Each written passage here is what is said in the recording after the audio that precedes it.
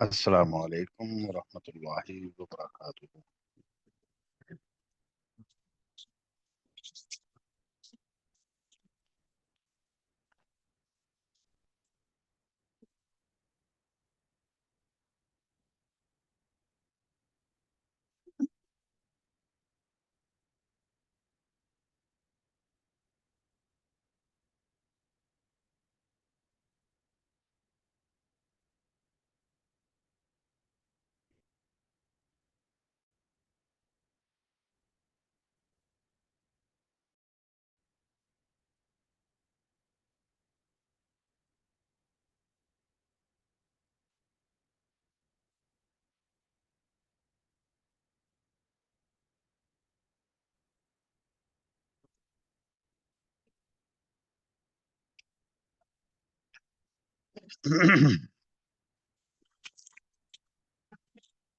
بسم اللہ الرحمن الرحیم۔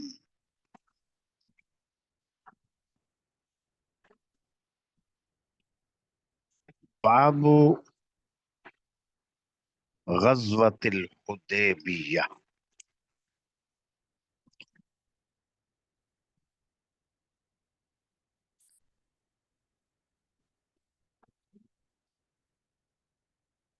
یہ باب ہے غزوہ حدیبیہ کے بیان میں۔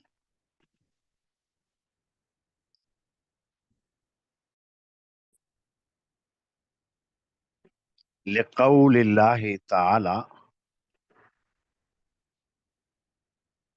لقد رضی اللہ عن المؤمنین اذ یبایعونک تحت الشجرہ الآیہ۔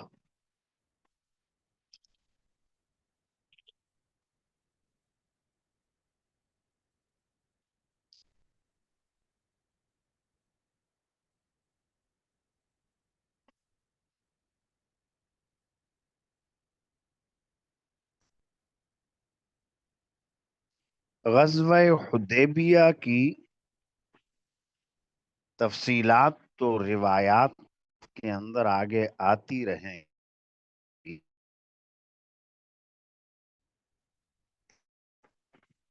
جو ہے مدینہ منورہ میں نبی کریم صلی اللہ علیہ وسلم نے دیکھا، میں اور میرے صحابہ ہیں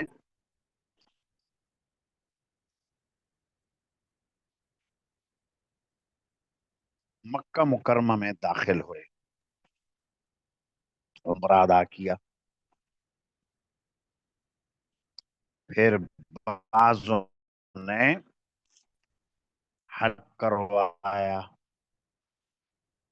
اور بعضوں نے قصر کروایا۔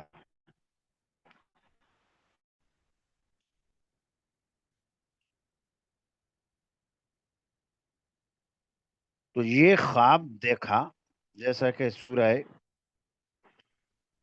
فتح کے چوتھے رکوع میں ہے بھی، لقد رضی اللہ عن المؤمنین لقد صدق اللہ رسولہ الرؤیا بالحق لتدخلن المسجد الحرام ان شاء اللہ آمنین محلقین رؤوسکم ومقصرین لا تخافون۔ تو بے خوف و خطر عمرہ ادا کیا۔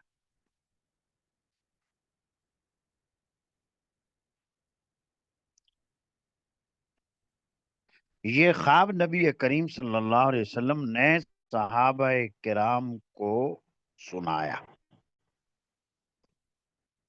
اور صحابہ کو تو یہ معلوم تھا کہ انبیاء کرام کا خواب سچا ہوتا ہے، برحق ہوتا ہے، وہی ہے۔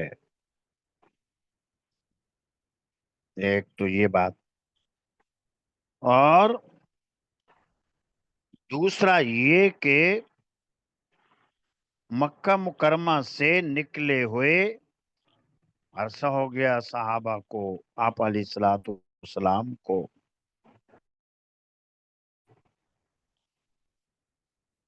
اور انہیں بیت اللہ کی زیارت کا شوق تھا، حج کرنے عمرہ کرنے کا شوق تھا۔ تو آپ علیہ الصلوۃ والسلام نے خواب کے بعد تیاری شروع کر دی کہ جائیں گے انشاءاللہ، ہم طواف بھی کریں گے، عمرہ بھی کریں گے، اور اگر مشرکین کی طرف سے کوئی رکاوٹ پیش آئی تو ہم کہہ دیں گے ہم لڑنے نہیں آئے، عمرہ کرنے کے لیے آئے ہیں۔ جانور ساتھ لے کر جائیں گے، ہدی کے جانور، اور پرامن طریقے سے ہمیں عمرہ کرنے دو۔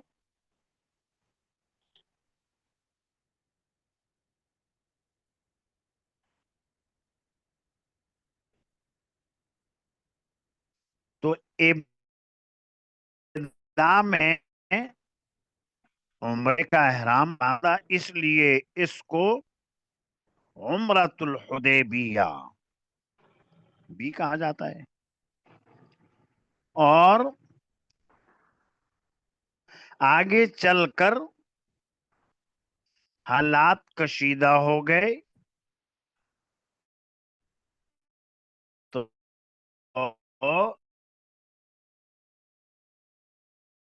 کو غزوہ آنے لگا۔ تو یہ غزوۃ الحدیبیہ، جیسا کہ یہاں امام نے جو ترجمہ قائم کیا، غزوۃ الحدیبیہ۔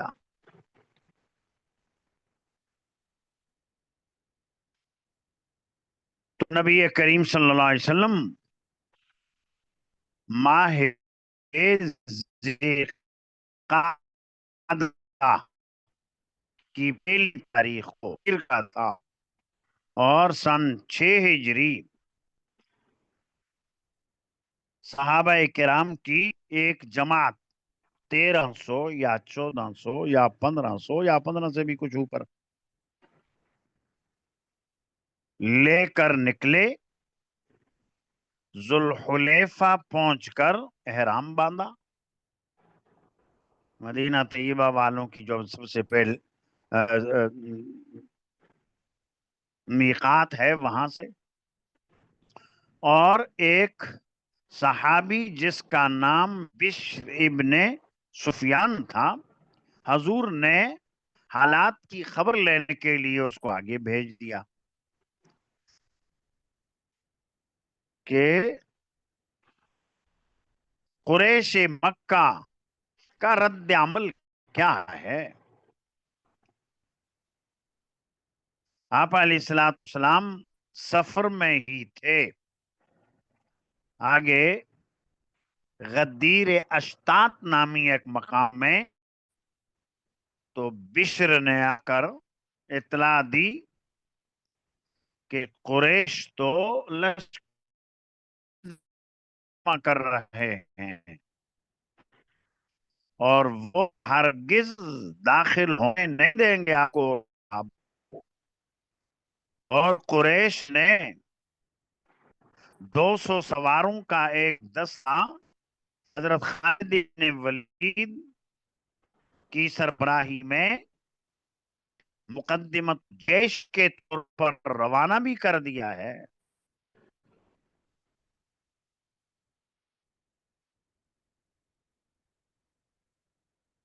تو یہ جب اطلاع ملی نبی کریم صلی اللہ علیہ وسلم نے جو عام راستہ تھا، مشہور راستہ تھا کا اسے چھوڑا، اور ایک غیر معہود راستہ جو جدہ کی ساحل سے ہو کر جایا کرتا تھا، اس راستے کو اختیار کیا۔ ذرا دور سے چکر لگانا اس راستے میں تو تھا، تو اس راستے سے حدیبیہ کے مقام پر آپ پہنچ گئے، اور آپ علیہ الصلوۃ والسلام کی اونٹنی قصوہ نامی حدیبیہ پہنچ کر بیٹھ گئی، آگے بڑھی نہیں رہی،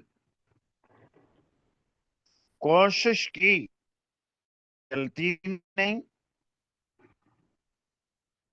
لوگوں نے کہنا شروع کیا خلعت القصوہ، خلعت القصوہ، قصوہ نے اڑی کر دی۔ نبی کریم صلی اللہ علیہ وسلم نے ارشاد فرمایا کہ یہ میری اونٹنی قصوہ اڑی نہیں کرتی ہے، اسے روک دیا اس نے جس نے ہاتھی والوں کو روک دیا تھا، اونٹنی کو بھی روک دیا اس نے جس نے ہاتھی والوں کو روک دیا۔ سورہ فیل میں جو قصہ آیا ہے، ابرہہ کا لشکر اور ہاتھی لے کر آیا خانہ کعبہ کو مسمار کرنے کی غرض سے، اللہ تعالیٰ نے روک دیا، تو جس نے روکا اس سے میری اونٹنی کو بھی اس نے روک دیا۔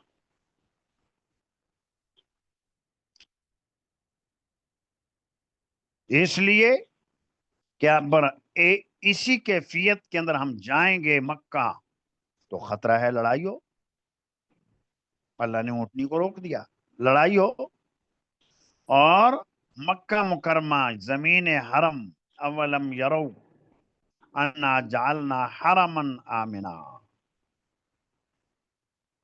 تو یہ حرم کی سرزمین، تو یہ امن کی سرزمین ہے، یہاں اندیشہ تھا کہ جنگ ہو اور حرم کا امن تباہ ہو،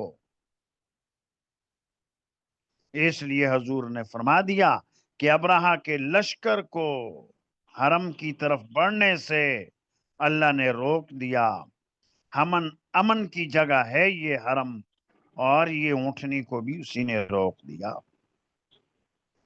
اس موقع پر نبی کریم صلی اللہ علیہ وسلم نے یہ بھی ارشاد فرمایا کہ قسم میں اس ذات کی جس کی قبر قدرت میں میری جان ہے، اگر ان کو فارغ نے کوئی بھی ایسی پالیسی اختیار جس میں اللہ رب العزت کی حرمتوں ہوگی، تو میں اس پالیسی کو اپنا اور معاہدہ کر لوں گا۔ تو آپ علیہ الصلوۃ والسلام مقام حدیبیہ میں ٹھہر گئے، اب مشرکین مکہ سے بات چیت شروع کرتے ہیں۔ آپ علیہ الصلوۃ والسلام نے ایک صحابی کو بھیجا،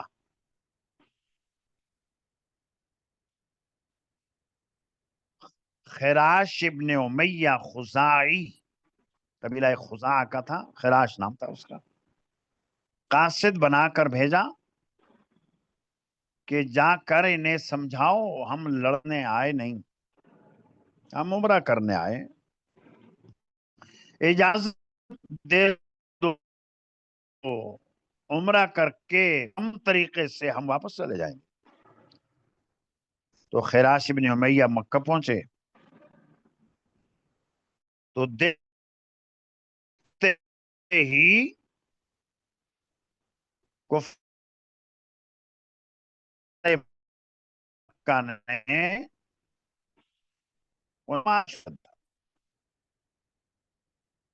اور ان کی اونٹنی کو تو جان سے ہی مار دیا، اور राश इब्न उमैया ने किस तरह अपनी जान बचाई कि कुछ लोगों ने ये कहा कि ये तो कासिद है, मत मारो इसे। तो खैर ये किसी तरह वहां से निकलकर आप अलैहिस्सलाम के पास और बताया कि वो लोग तो बात सुनने के लिए ही तैयार नहीं, मेरे साथ ये हशर किया, मेरी ऊँटनी को तो उन्होंने मार ही दिया, मुझे भी मार दे, ले में तक पहुंचा। नबी करीम सल्लल्लाहु अलैहि वसल्लम ने हजरत उमर से कहा, उमर तुम जाओ, समझाने की कोशिश करो, उम्रा करके चले जाएंगे। हजरत उमर ने अर्ज किया, अल्लाह के रसूल, आपको तो पता है वो लोग तो मुझसे सख्त किस्म के नाराज हैं, मुझसे उनकी बैर है, और मैं अगर गया तो वो मुझे जिंदा नहीं छोड़ेंगे। आपने देखा कि ये जो आपने कासिद भेजा, खराश इब्न उमैया, ये बेचारा तो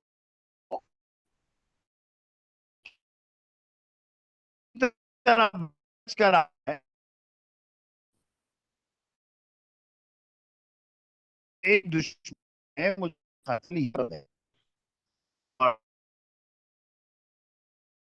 उस्मान भेजे एक इसलिए का इन लोगों के दिलों के अंदर भी एहतराम है, और दूसरा जैसे उस्मान के वहाँ रिश्तेदार हैं,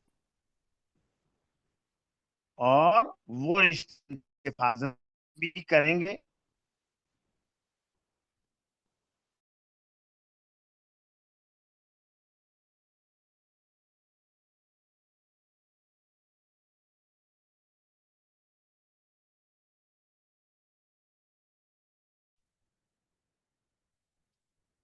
आवाज आ रही है?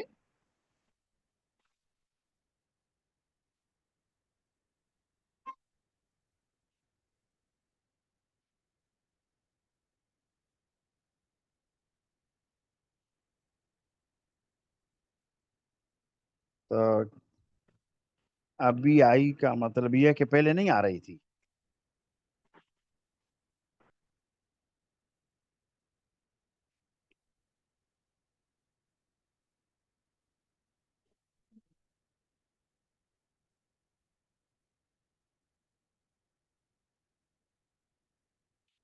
हाँ, हिफाजत की बात से, तो हिफाजत की बात मैंने यूं बतलाई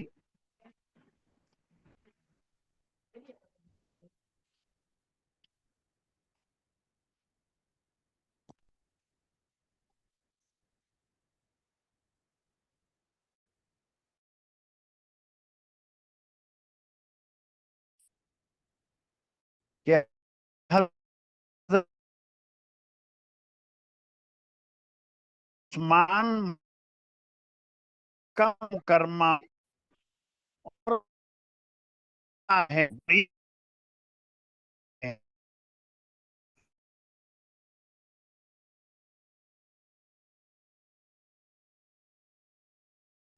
कंट्रोल है, क्योंकि मकसद में एक मकसद ही था, मौका पाकर अलैहि जाए, और आप अलैहि के जो मुहाफिज थे उन्होंने उस दस्ते को कर दिया, हजूर के सामने पेश किया।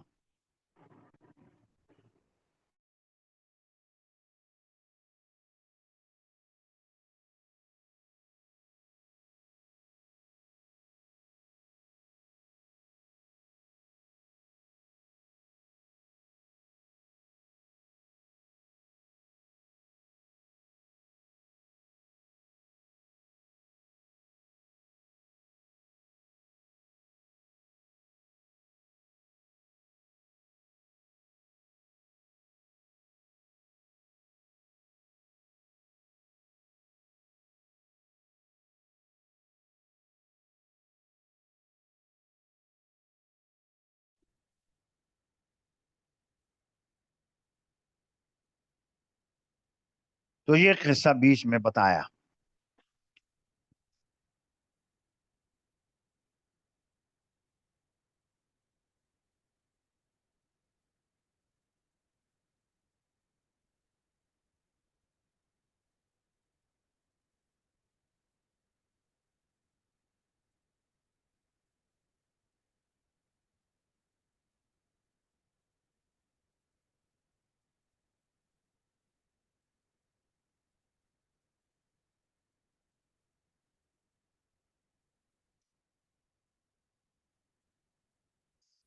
قصہ یہ ہوا کہ حضرت عثمان کو مکہ مکرمہ میں روکنے کی وجہ یہ تھی اور مذاکرات نہیں کر رہے تھے، ٹال مٹول کر رہے تھے.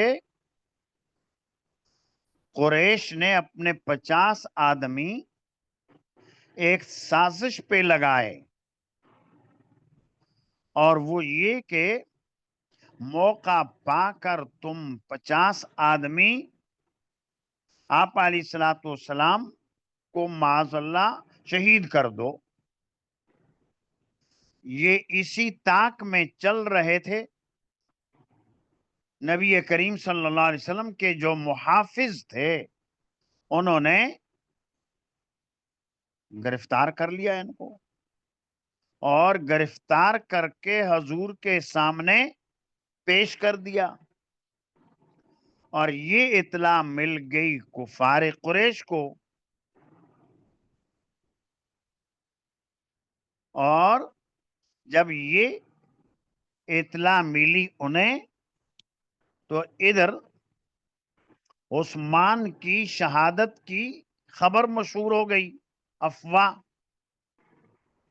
حضور نے صحابہ کرام کو لے کر بیعت کی، بیعت علی الجہاد یا بیعت علی الموت، کہ جب تک زندہ ہیں لڑتے رہیں گے، لڑتے رہیں گے. موت آ سکتی ہے لیکن میدان جنگ چھوڑیں گے نہیں. تو یہ قصہ ہوا. اور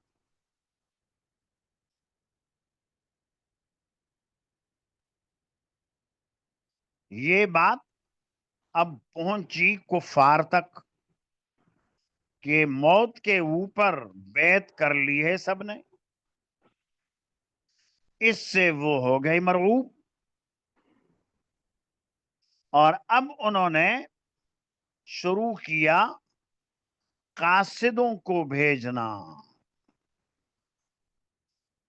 قاصدوں کو بھیجنا شروع کیا. تو حضرت عثمان کی شہادت کی جو خبر تھی افواہ تھی، اور کسی طرح حضرت عثمان دوبارہ نبی کریم صلی اللہ علیہ وسلم کے پاس پہنچ گئے، اور ان کے ساتھ جو مذاکرات تھے کامیاب نہ ہوئے. تو قریش جب مرعوب ہو گئے کہ انہوں نے تو مارنے کے اوپر بیعت کر لی، اب انہوں نے قاصد بھیجا، بدیل ابن ورقہ خزاعی.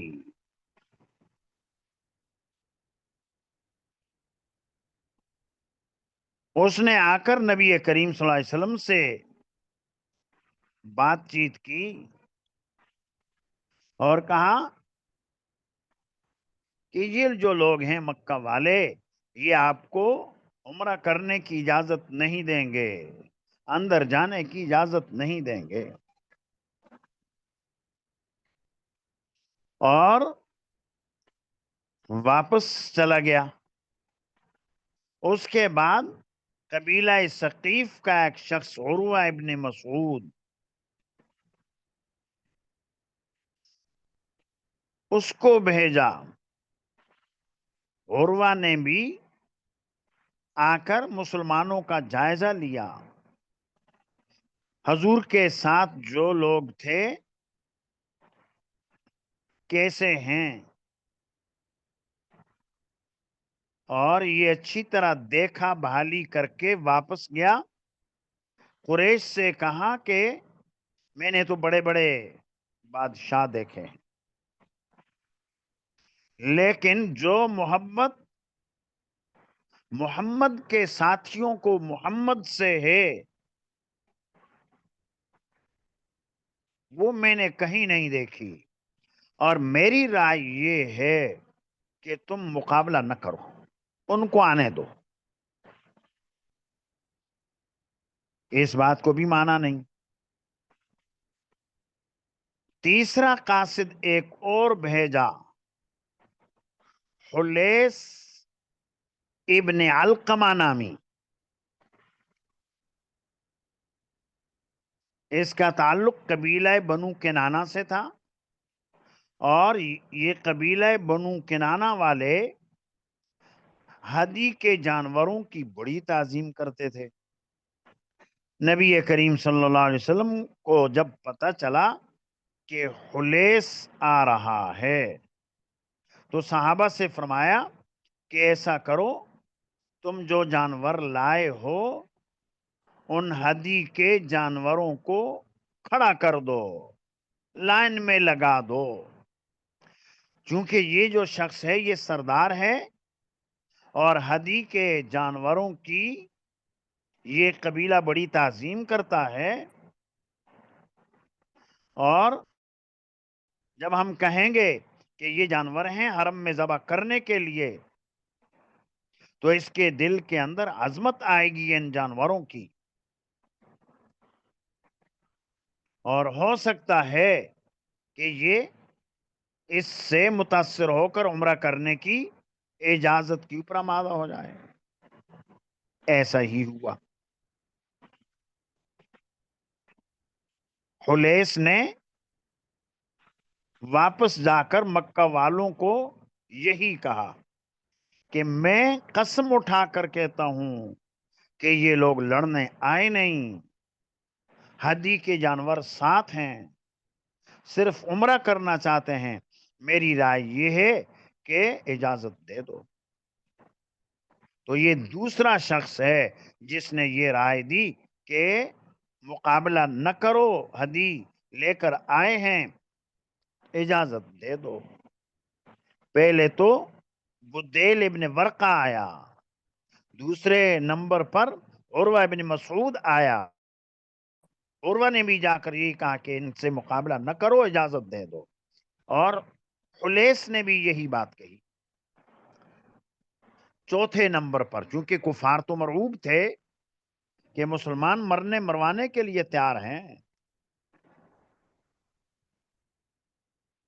چوتھے نمبر پر ایک اور سردار کو بھیجا، مکرز ابن حفص نام تھا اس کا، دور سے آتا ہوا حضور نے دیکھا تو فرمایا کہ یہ آدمی فسادی ہے، یہ فساد پھیلائے گا، اور حضور نے اس سے کوئی خاص بات چیت کی نہیں۔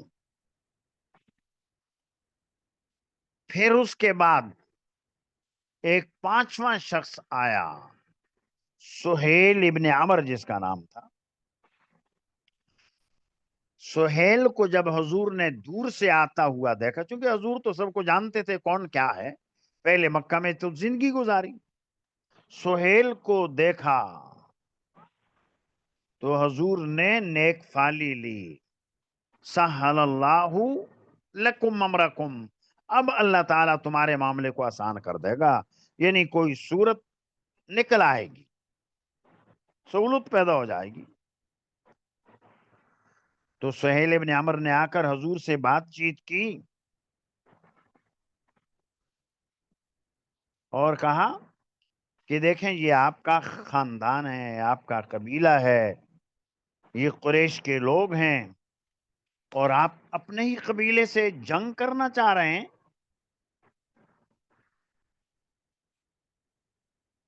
اتنا عرصہ گزر گیا، جنگیں ہو رہی ہیں، تو اپنے ہی لوگوں سے، اپنے ہی خاندان والوں سے یہ جنگیں؟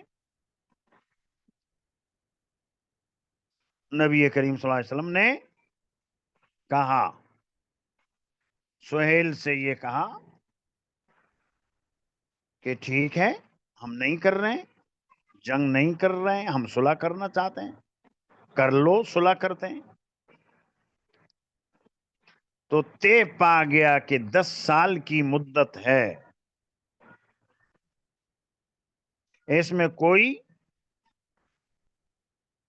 کسی کے اوپر دست درازی نہیں کرے گا. اور یہ کہ اس سال مسلمان تو جائیں، عمرہ کیے بغیر واپس جائیں، اگلے سال آ کر عمرہ کر لیں.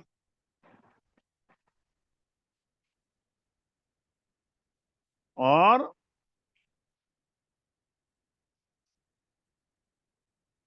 دس سالہ جنگ بندی ہوگی، اور اس معاہدے کی پابندی کریں گے. اور یہ بھی کہ ہمارا، سہیل نے کہا کہ ہمارا کوئی آدمی اگرچہ وہ مسلمان ہو گیا تمہارے ساتھ جانا چاہے گا تو ہم جانے نہیں دیں گے، تمہیں واپس کرنا پڑے گا. اور تمہارا کوئی آدمی یہاں مکہ میں رہنا چاہے گا تو اس کو تم لے کر نہیں جا سکتے، وہ یہاں رہے گا. تو بہرحال اس طرح کی شرائط جب طے ہوئی، آگے آج بھی جائیں گی. تو اب صلح نامہ لکھنے کے لیے حضرت علی کو بلایا. حضرت علی تھے ان لوگوں میں جو لکھے پڑھے تھے، لکھنا جانتے تھے، پڑھنا بھی جانتے تھے. تو فرمایا کہ حضور نے فرمایا لکھو بسم اللہ الرحمن الرحیم. تو اس بسم اللہ کے اوپر ہی سہیل نے اعتراض کیا، یہ الرحمن اور الرحیم کیا ہوتا ہے؟ ہمارے ہاں جو پرانا طریقہ ہے وہ تو ہے بسمک اللہم، یہ لکھو. حضور نے حضرت علی سے فرمایا ایسا لکھ دو، کوئی بات نہیں ہے. بسم اللہ لکھنے کے بعد آگے حضور نے فرمایا علی سے لکھو ھذا ما قاضا علیہ محمد الرسول اللہ، یعنی یہ وہ معاہدہ ہے جس پر محمد صلی اللہ علیہ وسلم جو کہ اللہ کے رسول ہیں انہوں نے صلح کی ہے. سہیل نے پھر اس کے اوپر اعتراض کیا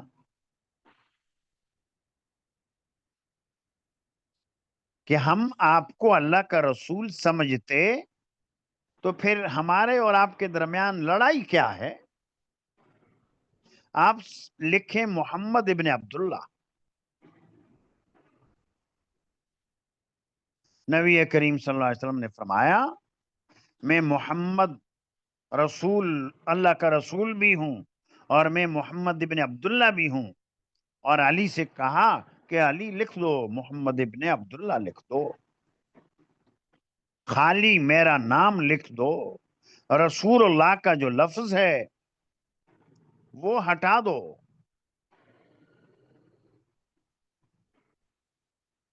حضرت علی نے فرمایا کہ اللہ کی قسم یہ جو آپ کے نام کے ساتھ رسول اللہ لکھ دیا اس لفظ کو نہیں مٹاؤں گا. حضرت علی نے بظاہر تو نبی کریم صلی اللہ علیہ وسلم کے حکم کی نافرمانی کی، خلاف ورزی کی، لیکن اس خلاف ورزی کے پس سے پردہ اس کے جذبے میں آپ علیہ الصلوۃ والسلام کی عقیدت اور محبت تھی. کتنی محبت حضرت علی کی حضور سے، اس محبت کو کوئی اور نہیں جان سکتا. یہ کوئی بے ادبی نہیں کہ حضور کے حکم کی نافرمانی کر دی. اور آپ نے ایک مشہور جملہ سنا ہوگا،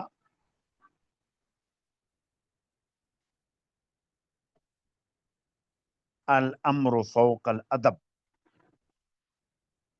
یا الادب فوق الامر، ان دونوں میں سے کون سا صحیح ہے؟ حکم حضور دیں اور ادب کا تقاضا کچھ اور ہو، حکم پر عمل کرنا چاہیے یا ادب پر؟ یا دوسری صورت الادب فوق الامر، کہ ادب کا تقاضا اور ہے، اس پر عمل کرے، امر کو چھوڑ دے۔ تو بعض حضرات نے الامر فوق الادب کو اولا اور بہتر سمجھا، اور بعض نے الادب فوق الامر کی کو اولا اور بہتر سمجھا۔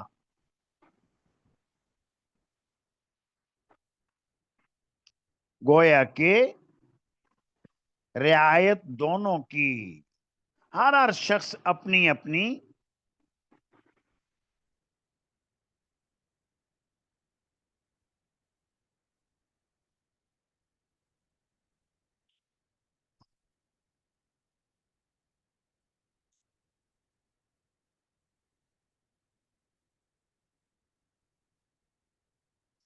وہ بتایا میں نے،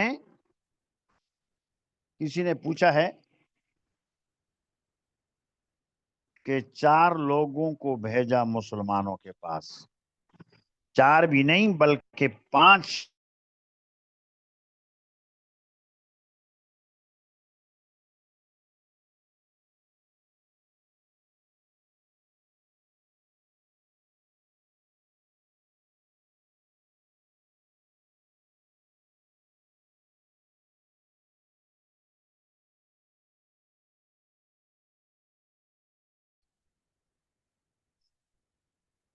اب آ رہی ہے آواز؟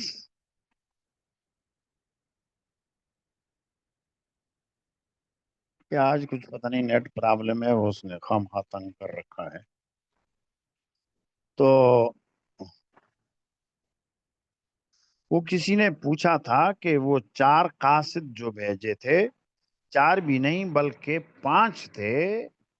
سب سے پہلے قاصدوں کا یہ سلسلہ شروع یوں ہوا کہ حضرت عثمان ان سے نکل کر آ گئے، حضور نے ان کے 50 آدمی چھوڑ دیے تھے، اور پھر حضرت عثمان بھی آ گئے اور ببول کے درخت کے نیچے بیت رضوان کر لی، جس کا تذکرہ قرآن کریم میں ہے، آگے آیتوں کے اندر ہے، لقد رضی اللہ عن المؤمنین۔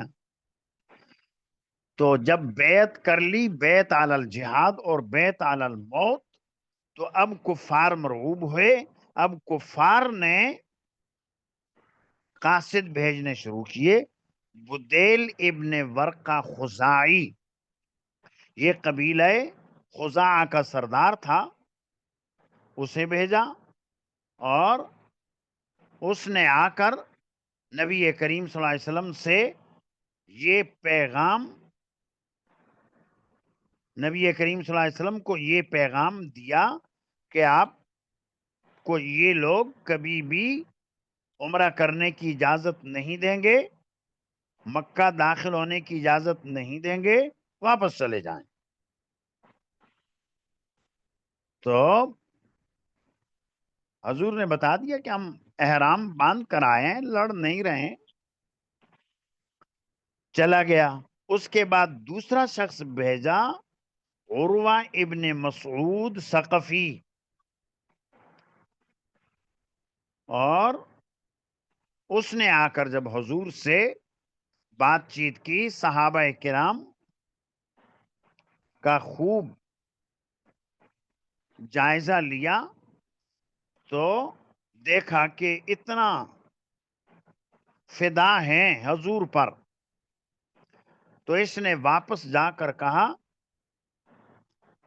کہ میں بڑے بڑے بادشاہوں کے درباروں میں گیا، جتنے وفادار محمد کے ساتھی ہیں اتنا کوئی بھی نہیں، میری رائے یہ ہے کہ مقابلہ نہ کرو تم۔ انہوں نے مرنے مروانے کے اوپر بیعت کر لی ہے، محمد کی وہ مانتے بھی ہیں، وفادار ہیں، جنگ صحیح نہیں ہے۔ تیسرے نمبر پر انہوں نے ایک اور شخص کو بھیجا جس کا نام حلیس ابن علقمہ تھا، اور اس کا تعلق قبیلہ بنو کنانہ سے تھا۔ اس قبیلے والے ہدی کے جانوروں کی بہت زیادہ عظمت کیا کرتے تھے۔ حضور کو جب پتہ چلا تو حضور نے کہ یہ شخص آ رہا ہے، قبیلہ بنو کنانہ کا ہے، صحابہ کو کہا کہ اپنے اپنے اونٹوں کو کھڑا کر دو، قربانی کے جانوروں کو کھڑا کر دو، یہ ہدی کے جانور ہیں۔ اس نے دیکھا اتنے جانور ہیں اور قلادے ڈلے ہوئے ہیں، شعار کیے ہوئے ہیں، مرعوب ہوا، دل کے اندر جانوروں کی، ہدی کے جانوروں کی عظمت بھی تھی۔ واپس جا کر اس نے بھی کفار قریش کو یہ رائے دی کہ آنے دو، محمد اور اس کے ساتھیوں کو آنے دو، عمرہ کرنے کی اجازت دے دو۔ پھر چوتھے نمبر پر ایک شخص آیا جس کا نام تھا مکرز ابن حفص، اور یہ آدمی کچھ صحیح تھا نہیں، چونکہ حضور مکہ میں رہے، حضور کو معلوم تھا کون کیسا ہے۔ حضور نے کہا کہ یہ جو شخص آ رہا ہے یہ آدمی فسادی ہے، اور کوئی خاطر خواہ بات چیت اس سے کی نہیں۔ اور پانچویں نمبر پر سہیل آیا، سہیل ابن عمر، اور اس کو جب حضور نے دور سے آتا ہوا دیکھا تو صحابہ کو کہا کہ اللہ اب آسانی پیدا کر دیں گے۔ سہیل کے معنی ہی آسانی ہے، نیک فالی لی۔ اور پھر ایسا ہی ہوا کہ راستہ نکل آیا۔ سہیل نے آ کر حضور سے بات یوں کی کہ دیکھیں آپ کے یہ قبیلے کے لوگ ہیں، آپ اتنے عرصے سے ان کے ساتھ لڑ رہے ہیں، کیا فائدہ ہے اپنے لوگوں سے لڑنا؟ تو حضور نے فرمایا کہ اچھا صلح کر لیتے ہیں، معاہدہ کر لیتے ہیں ایک دوسرے سے۔ تو 10 سال کے لیے جنگ بندی ہو گئی، صلح ہو گئی، اور صلح کے جو شرائط تھے وہ طے ہو گئے، جو ہر کتاب میں مل سکتے ہیں، یہاں آگے روایت میں بھی آ رہے ہیں۔ تو یہ پورا قصہ ہے حدیث شریف میں، اور امام بخاری نے یہاں آگے جو روایات درج کی ہیں یہ اتنی مفصل نہیں ہے۔ بخاری اول کے اندر یہ قصہ پورے بسط اور شرح کے ساتھ آتا ہے،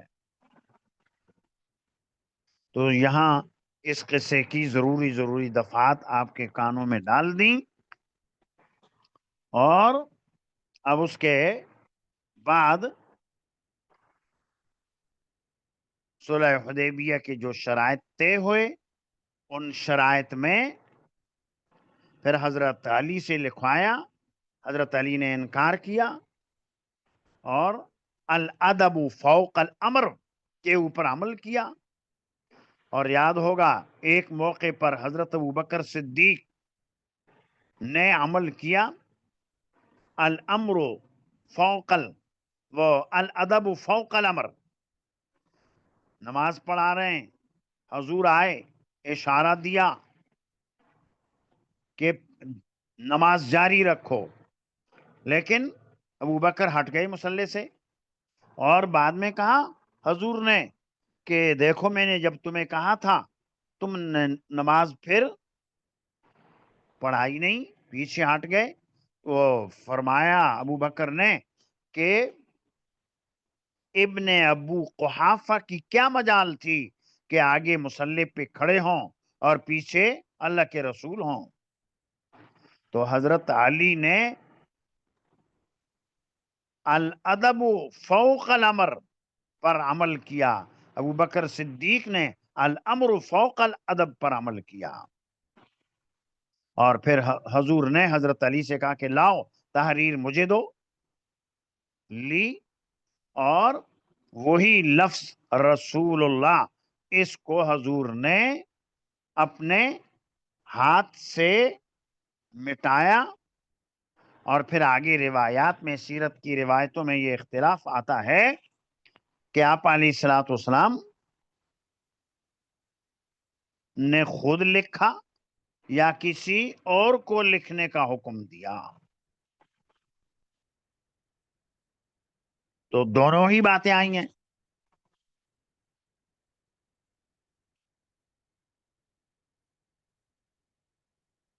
اگر حضور نے خود لکھا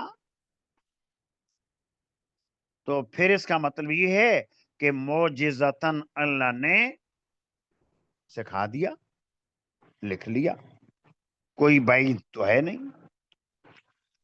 اور بعض ارباب سیرت کی رائے یہ ہے کہ حضور نے لکھا، اس کا مطلب یہ ہے کہ حضور نے خود نہیں لکھا بلکہ کسی کو حکم دیا لکھنے کا. اور ایسا ہوتا ہے، ایسا بکثرت ہوتا ہے کہ حکم دیا اور کہہ دیتے ہیں کہ اس نے لکھا، حالانکہ اس نے خود لکھا ہوا خود نہیں لکھا، کسی اور سے لکھوایا. یا حامان بن لی قرآن کریم میں آیا. تو کیا حامان نے یہ تعمیرات کی؟ نہیں، بلکہ اوروں سے کروائیں. اس کو کہا جاتا ہے مجاز. ایک ہوتا ہے حقیقت، ایک ہے مجاز. تو حقیقی معنی پر محمول کریں تو حضور نے خود لکھا، معجزتاً لکھا. اور مجازی معنی پر محمول کریں تو پھر اس کی یہ مطلب ہے کہ حضور نے کسی اور کو حکم دیا، اس نے یہ لکھا. اور پھر آگے جو شرائط تھے، اس سال چلے جائیں، آئندہ سال آ کر عمرہ کریں، اور وہ بھی 3 دن رہیں گے، ہتھیار نہ لائیں گے، تلواریں ہوں گی تو وہ بھی نیاموں میں، اور قریش کا کوئی شخص یہاں سے چلا جائے مدینہ واپس کرنا ہوگا، اور مسلمانوں کا کوئی شخص یہاں آ جائے تو واپس نہ کریں گے.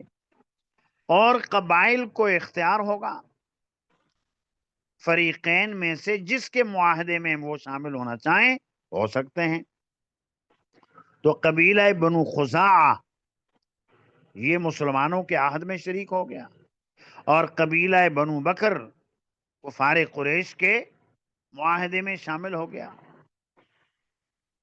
یہ شرائط مسلمانوں کے خلاف تھیں، لیکن آپ علیہ الصلوۃ والسلام نے پہلے ہی کہہ دیا تھا کہ کوئی بھی ایسی پالیسی یہ اختیار کریں گے جس میں حرم محترم کی تعظیم ہوگی، میں مانوں گا. تو یہ سب شرائط ایسی دب کر حضور نے قبول کی، لیکن حرم کی اس کے اندر عظمت تھی، اور لڑائی بڑھائی کے بغیر ایسا ہو سکتا تھا. حضور نے ان شرائط کو تسلیم کر لیا. صحابہ کرام کو تو سخت ناگواری ہو رہی تھی، جیسا کہ آگے روایتوں کے اندر آئے گا. تو یہ اتنا ہی آج رہنے دو، یہ ایسا ہی قصہ آپ کے سامنے بتا دیا. عنوان کی وضاحت بھی ہو گئی، غزوۃ الحدیبیہ، عمرۃ الحدیبیہ. ابتداءً تو عمرۃ الحدیبیہ اس لیے کہا کہ وہ عمرے کا احرام تھا، انتہاءً جنگ اور جہاد کی صورت پیدا ہو گئی غزوۃ الحدیبیہ. اور پھر جس درخت کے نیچے بیعت کی، لقد رضی اللہ عن المؤمنین، اس آیت کے اندر اسی کا تو تذکرہ ہے. آگے جو روایتیں آئیں گی اسی آیت ہی کی تفسیر اور تشریح ہوں گی. جو کچھ کہا سنا بس اتنا ہی رہنے دو، اور اس کو ہی ذرا ذہن نشین کر لینا.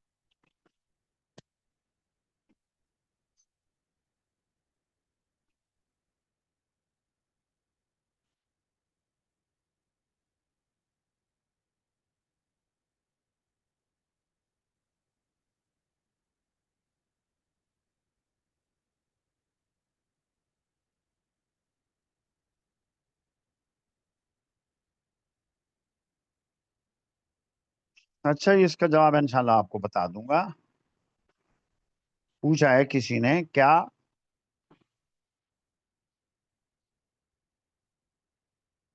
कुफ्फार मुसलमानों को तंग कर रहे थे या उनके हमले से डरते थे। इन मशवरों के बावजूद वो उन्हें दाखिल होने की इजाजत क्यों नहीं दे रहे थे। तो बात तो आसान है कि एक तो हमले से डर भी था कि मुसलमानों ने कहा मर जाएंगे, जिंदा वापस नहीं जाएंगे, लेकिन इनसे लड़ेंगे, ये तो आखिरी हद है। और तंग भी कर रहे थे, उनकी नाक नीची हो रही थी कि अब इस साल हम उम्रा करने नहीं देंगे, लोग कहेंगे कि ये मरऊब हो गए। और मुसलमानों को तंग किया इन्होंने और कहा कि इस साल उम्रा ना करो, जाओ। और अपनी ताली जमा रहे थे। बाकी ये बातें आगे आ भी रही हैं। अस्सलाम वालेकुम व रहमतुल्लाहि व बरकातहू।